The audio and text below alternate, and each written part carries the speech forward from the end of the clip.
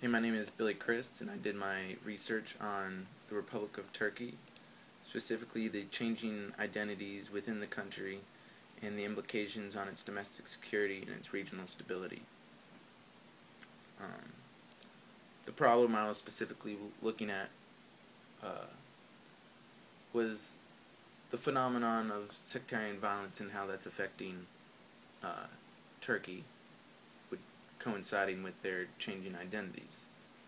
Since the founding of the Republic of Turkey, secularism, or the separation of government institutions from religious institutions, has been the prevailing identity, along with Kemalism, which was a set of policies and principles set forth by the founder, Mustafa Kemal Ataturk, in an effort to modernize Turkey and push it towards a Western orientation.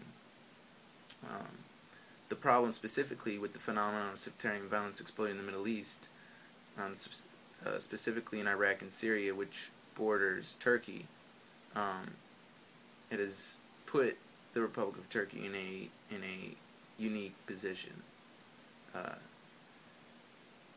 The Arab Spring and this rising sectarian violence has coincided with the AK party under the leadership of President Recep Erdogan, implementing policies that have scaled back Turkey's long-held national identities, such as secularism and Kemalism, towards more Islamic principles. The changing identities within Turkey poses great implications for their domestic security, because the region has descended in sectarian violence and they're promoting sectarian policies. And because of this, it is affecting their capacity to play an important role in the region and within the international community at a time when they are needed the most. Overall, this is the problem that Turkey has faced, is their changing identities away from their secular nature towards a more Islamic path, which ties their hands in much of the region, especially with the conflict that is going on. My research question is, how will the policies enacted under President Recep Erdogan affect the Republic of Turkey's domestic stability, along with their role within the region and the international community?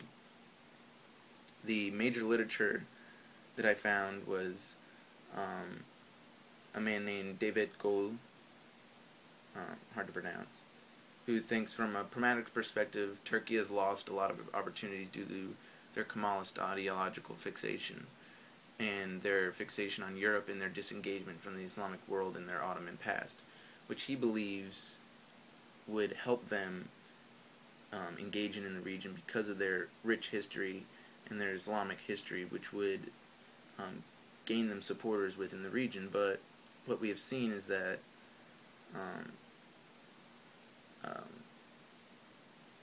that's not necessarily the case, because they're actually, because of the threats that are within the region, they're actually not able to engage, for instance, against Assad or against ISIS, because of the Sunni population that they've pandered to in their minority populations, which they don't want to upset. So the compelling literature that aligns with my thing includes Kemal Kaprulu, the chairman of the AR movement, who said Turkey is being mismanaged. Its priorities need to be reorganized and energies need to be utilized in more efficient ways. Going forward, Turkey needs to concentrate on four main areas, which can be dubbed the 4 E's: the European Union, the Turkish economy, education, and the environment. The Turkish government has to give up its Islamic populism and focus on creating a proactive EU agenda, which is in line with the national goals of the next decade. I agree with this because ultimately, by having a secular government, they're able to mediate within the region and be representative of all the factions within the region instead of just one religious group over another.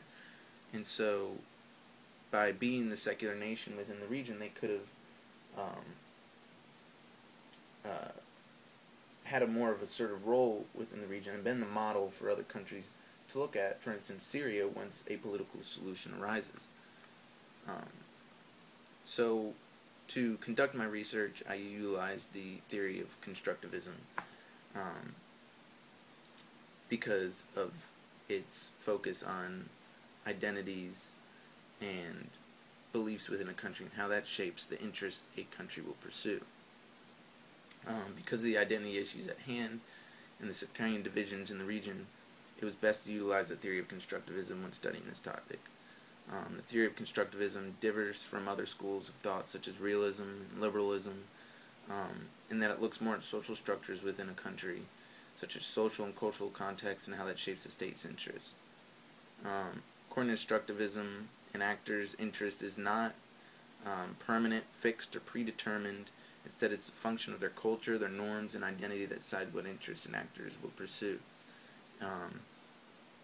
For instance, before World War II, Japan was highly militarized, and after the events of World War II and the atomic bomb dropping on Japan, a cultural shift had happened within that country to where they became demilitarized, a demilitarized nation, and there was an accepted identity or norm that had been created over time or because of an event. And recently we've seen that the identities have changed within Japan to make them want to actually remilitarize. My hypothesis, I said that if Turkey under President Recep Erdogan and the AK party continue to scale back Turkey's secular policies, they will heighten domestic instability as well as diminish their capacity within the region and role within the international community. My research design, I utilized a historical comparative analysis to examine the topic and how changing identities can affect domestic and foreign policies as well as relations with other nations. I did a historical comparative analysis on the Republic of Turkey using primary and secondary sources. By examining the Republic's past and the identities that prevailed within the country and how that affected policy and the pursuit of certain interests has provided me insight into the Republic today and the prevailing identities which are emerging, and how that is changing the policies and interests that Turkey is pursuing. Overall, what I found is that my hypothesis actually held up to be pretty accurate in its assessment, because from the Republic of Turkey from its founding to today has gone through considerable changes, and what was once a deeply secular nation formed under Kemal Ataturk has been slowly with more Islamic principles or policies. What has resulted, as I argued and as I found, is a heightened level of domestic instability as well as a diminished capacity to engage in the region and remain an important actor within the international community, especially to the West. And we've seen this with the reluctancy to allow Americans to use their bases within Turkey. That started from the Iraq War and has led into this coalition against ISIS, as well as their, when I did the research, they were not allowing the U.S. to train either along their borders or create a buffer zone. And I think recently they may have come to agreement with them, but I'm not even sure they're allowing us to train still. So they do not want to engage within